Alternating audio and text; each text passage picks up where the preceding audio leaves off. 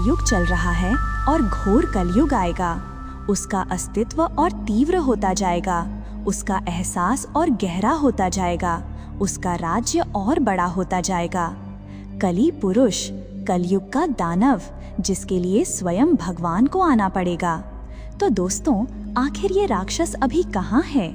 ये अभी क्या कर रहा है और कब ये अपने असली रूप में आएगा? इसका जन्म कहाँ होगा और ये कितना ताकतवर होगा? सभी जानते हैं इस वीडियो में। जब ब्रह्मा जी युगों का निर्माण कर रहे थे, तब उन्होंने 4 युग बनाए। चारों में सबसे दुष्ट कलयुग था। कली पुरुष का युग था, क्योंकि यही वो युग होने वाला था जिसके कारण काल चक्र का अंत होना था।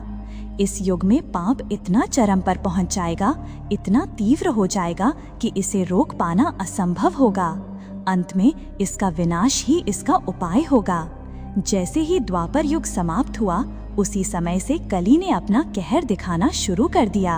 अर्जुन के पौत्र राजा परीक्षित को जब ये पता चला कि उनके राज्य में कोई अधर्म फैला रहा है, तो उसका सर्वनाश करने वे निकल पड़े।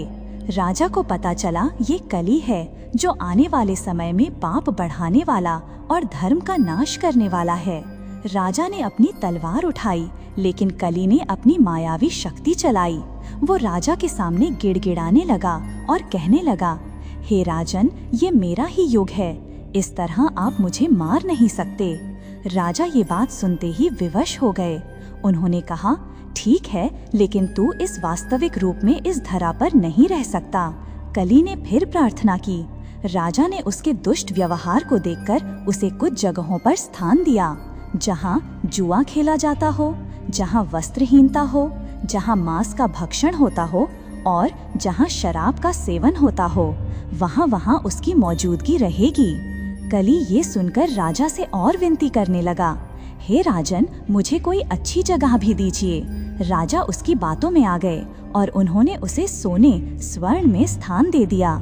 जैसे ही राजा ने ये स्थान कली को दिया, कली ने अपनी मायावी शक्ति से राजा के मस्तिष्क पर कब्जा कर लिया। राजा ने उसी समय सोने का मुकुट पहन रखा था।